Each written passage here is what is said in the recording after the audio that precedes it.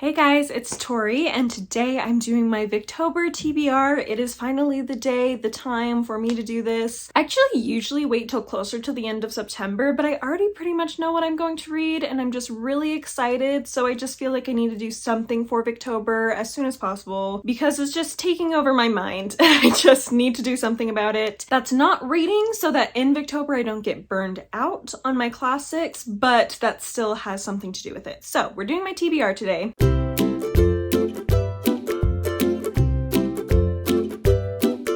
If you don't know what Victober is a month-long readathon in October, obviously, that is focused on reading Victorian literature. So literature written in the UK and Ireland in the years 1837, to 1901, the years that Victoria was reigning over England. And it's really, honestly, the greatest readathon on BookTube. It is hosted by Katie from Books and Things and Kate Howe from the channel of the same name. And this year they've invited 3 other hosts to join them. So first of all, we have Roz from Scallydandling About the Books, Marissa from Blatantly Bookish, and Petra from Petra Review, all of whom I've already been subscribed to for well over a year, if not more at this point. And they're all wonderful, so I'm so excited to have seen all of them joining in on this. If I remember, I will try to link all of their channels down below so you can see their announcement videos as well as other videos they put out for Victober. That's one of the greatest things I think about it, is that it's not just a readathon where you're reading these specific books, but everybody's able to make videos about Victorian literature, talking about it, whether that be in depth, whether that just be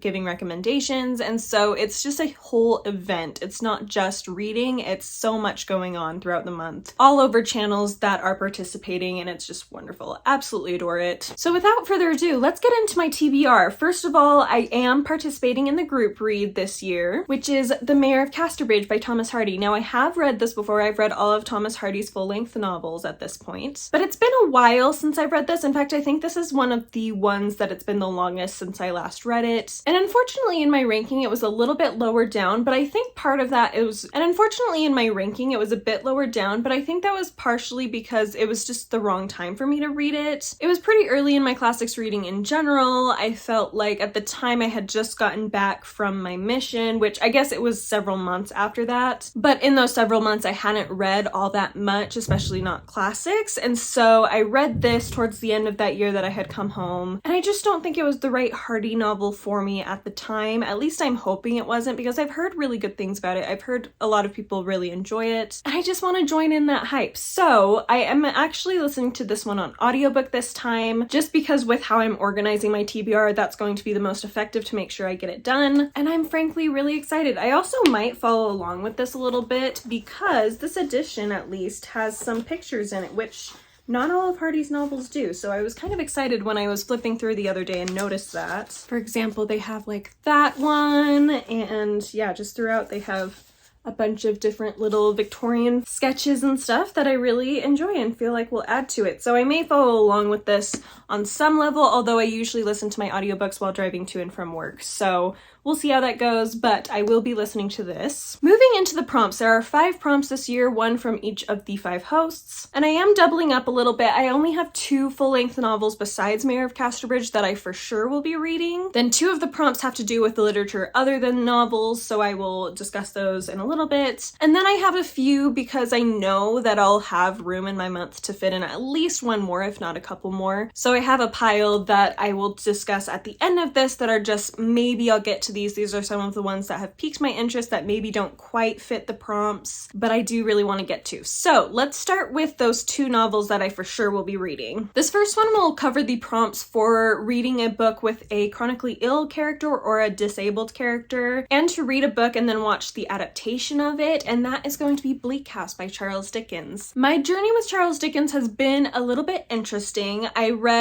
Christmas Carol I had read when I was younger. Of course, really enjoyed it, but it didn't lead me into more Dickens or anything. I then a few years ago, actually for Victober, I'm pretty sure, read Oliver Twist, and it was okay. I think I liked it maybe a little bit better than some other people do, but I honestly don't remember a ton about the plotline. There were just a couple characters that stood out to me and I really enjoyed them. Then I read Great Expectations, and I did like that a lot better, but it wasn't quite a 5 stars. It wasn't a new favorite. It was really enjoyable. I think I gave it like 4 stars, maybe a little higher than that. So I started getting a little more hope, and then earlier earlier this year, I read David Copperfield and absolutely adored it, fell in love. So glad I read it, will read it many, many times in the future. And so now I'm much more excited to read more Charles Dickens, and I've heard really good things about Bleak House. In fact, I think this classic turns up on a lot of like classics to read before you die, really popular ones. Bleak House tends to be the Dickens that I feel like actually shows up the most, at least in my, of course, very limited experience. But I am just very excited about this. I don't know much about it. I think it has to do with some sort of lawsuit where someone died, and they're trying to figure out who is meant to inherit all of their fortune and stuff. I'm not totally sure on that. But like I said, I've heard it's really good. It has a large cast of characters. I'm actually planning to break this one up throughout the month and just read a bit every day. And hopefully I will love this as much as David Copperfield, if not more, or at least have it be close to David Copperfield. Because I really want to like Dickens. Like I really want to be engaged in his work. And so I'm hoping that it will work out that way for me. As for an adaptation for that, I guess I should mention there is a mini series that was made in the early 2000s for Bleak House, and I'm going to try to get my hands on that so I can watch that towards the end of the month. However, I do have another option for an adaptation if that doesn't end up working out for whatever reason. Then the prompt to read a coming of age novel, I have decided to go with A Lady of Quality by Frances Hodgson Burnett. Frances Hodgson Burnett is best known for her books The Secret Garden and A Little Princess, which were written after the Victorian period, but this one was published in, I believe, 1897, so it was within the Victorian period. She was living in England at the time, so it actually works for this, which I didn't realize until I was just flipping through it one day because I've had it for years, and noticed that the published date was 1897, so very excited about that when I found out. This story is set actually in 1690 and follows, it's kind of the classic cliche, the girl who runs wild, she likes riding horses, all of that jazz, but of course now she's old enough to be married, and so she has to deal with that. That's all I know about this. I'm hoping I'll enjoy it, even if it's not necessarily a new favorite. I just hope it will be entertaining and fun to read. And based on that premise, it feels like a coming of age sort of story. I don't know if we'll start with her being young and then growing up much. It might just be right at that kind of coming of age moment that we're kind of meeting her in this story. But I do feel like it will work for the prompt, so very excited for that. It's also not very long, which is nice because it means that I will probably be able to fit in, like I said, at least one other novel, if not more, depending on how my mood goes and things like that. So yes, very excited to pick this one up. Then we have Roz's prompt, which is to read a work of Victorian poetry, and it literally can just be one poem. So this is something that will be done in one sitting for me, most likely. And I do actually have a few options that I own currently that could work for this. The first one is, of course, Emily Bronte. I have her collected poems right here, and I've read a couple of them before. I haven't gone through this whole thing yet. I really would like to though. So I may pick up an Emily Bronte poem, especially because this is like the first Victober I'm not reading anything Bronte, and it just feels weird. So I might just have to do it just for the sake of that. However, like I said, I do have a few other options. So first of all, I have The Idylls of the King and a selection of poems by Alfred Lord Tennyson. Probably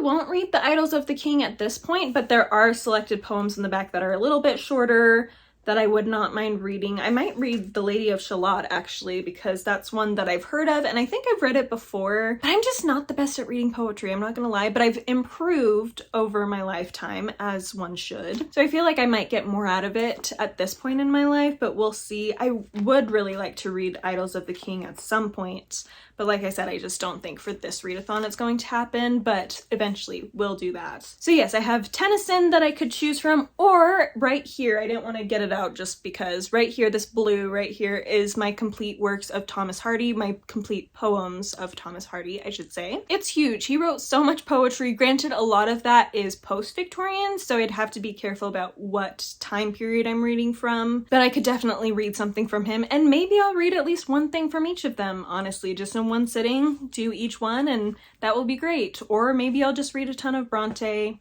throughout the month because her poems are really short. I have a cute little edition of it. So yes, those are my options for poetry. And then the final prompt from Marissa at Blatantly Bookish is to read a short story from the Victorian period. And I have not read a lot of Victorian short stories, which I think most of us probably haven't. But of course, with the serialized form and just writing for newspapers, there were a lot of short stories being written by all sorts of different people. So I do have a few collections that I could choose a story from. First of all, I have Wessex Tales Tales by Thomas Hardy. I actually have a few collections from Thomas Hardy that I have not read any of yet, so I have a lot of options, but this is the one I've had the longest, so I would kind of like to at least start this one. Plus, this is technically my choice for Kieran from Katie Books' TBR Tackle Challenge for September. And being halfway through September when I'm filming this and participating in the Bookopoly-thon from Becca and the Books, I have not yet gotten this on my prompt list for as I've done the rolls, and I do have a lot I need to read for that, so I may not actually get to this one, unfortunately. I have done so well with the TBR Tackle Challenge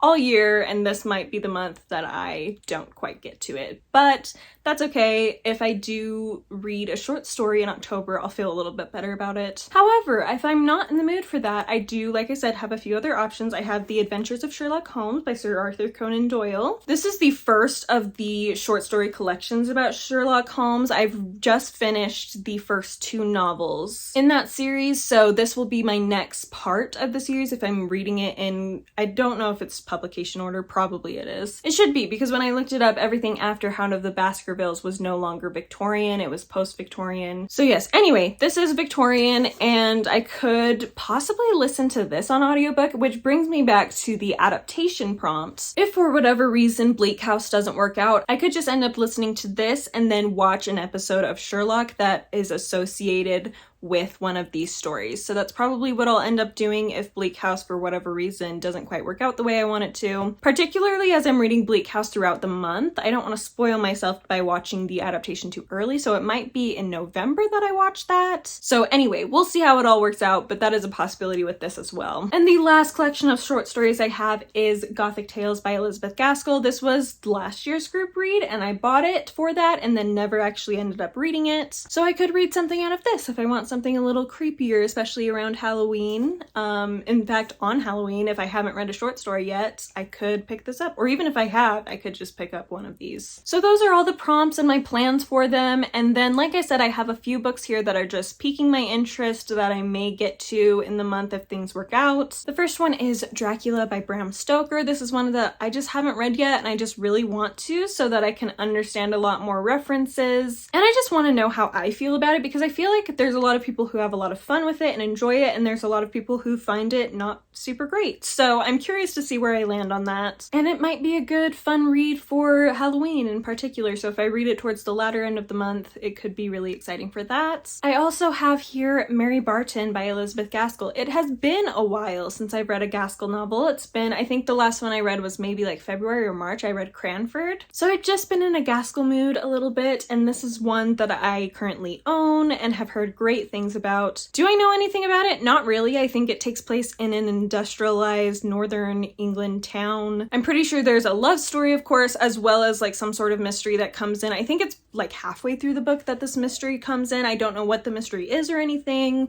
but something happens partway through the book and it kind of shifts tone a little bit. That's all I really know, but I've heard really good things about it. I do like Gaskell's writing, so I feel like no matter what, I'll at least enjoy this, even if it's not necessarily a new favorite or whatever. So yeah, that is a possibility depending on my mood. Then I have an author that has not made it onto this list at all in any way yet, and I just would love to add this author in because I love his work, at least what I've read so far, which has only been a few things, especially because he's written a lot, but I have enjoyed it, so I wanted to get him in, and the book I have is Lady Anna by Anthony Trollope. This story follows a rich heiress who is planning to get married. She has all this going for her because she's going to inherit her father's fortune, so of course she is a prize to be won, especially at this time. However, they get news that her parents' marriage may have actually not been completely legalized, making her an illegitimate daughter, which will totally change her fortunes, and it really is discussing that difference in class and then really how fragile that system is. And I've just heard good things about it, mostly from Katie from Books and Things. I'm pretty sure she's the only one I know of who has read it, as far as I can remember, and she enjoyed it. I actually reached out to her TBR because this one was really like on my radar and I really wanted to try to get it in. And in figuring out my TBR, I actually messaged her on Instagram and was like, hey, does there happen to be a chronically ill or disabled character in this book that could follow that prompt? And unfortunately, she said she's pretty sure there wasn't. So it didn't really match any of the prompts. I couldn't think of any way that there would be an adaptation. And I did look a little bit just in case, but yeah, no adaptation for it. And it's not really a coming of age story. I mean, kind of, but it's a little more focused on her social standing as opposed to necessarily like her growing up. So anyway, it didn't work for the prompts, but it is one that I really would like to read. So I have it here as a possibility towards the end of the month. If I have time to fit in one or two more, I may reach for this. And this one is actually, my copy of it is just over 500 pages, but the font is really big. So I feel like it will be a very doable Victorian read, which makes me happy as well. So yes, that is a possibility. And the last one I'm going to mention is actually one that I'll probably listen to on an audiobook if I end up finishing Mayor of Casterbridge and Adventures of Sherlock Holmes. If I decide to do that and I still have time and want to listen to another audiobook, I might listen to The Picture of Dorian Gray by Oscar Wilde. I actually read this many, many years ago back in high school and remember really enjoying it. And I actually do remember some parts of the plot, some key points in the plot, especially the ending, of course. But it's been so long and it was so early in my classics reading that I just feel like I want to revisit it and see how I feel about it now. And because it's a reread, I kind of like listening to rereads on audiobook if I didn't listen to the audiobook the first time, just to add a new dimension to my experience with it. And yeah, this is one I've just really wanted to revisit for a long time. So I feel like if I have the opportunity this month, I will take it. And that is it. That is everything for this Victober TBR. I am so excited. Like I mentioned at the beginning of this video, I love Victober. I do have some fun video plans. Of course, vlogging will happen. I also have a discussion video. I like to do at least one kind of more deep discussion video each year. And this year, I think I'm going to do a video discussing female friendship and solidarity in Victorian novels because that's something that has been standing out to me in recent reads. I also have a couple of tags that I'm turning into a Victorian edition, which I think will be really fun, and some just recommendations videos. Yeah, I have a lot of plans for that, so it should be a really great month for reading as well as making videos, and I'm just so excited. Let me know down below if you're participating in Victober this year, what you're most excited to read, and if you've read any of the things I've mentioned in this video and what you thought on them, because I would love to know. Thank you again for watching. I hope you are having a wonderful reading month. I hope you have a wonderful Victober, and I will see you next time. Bye!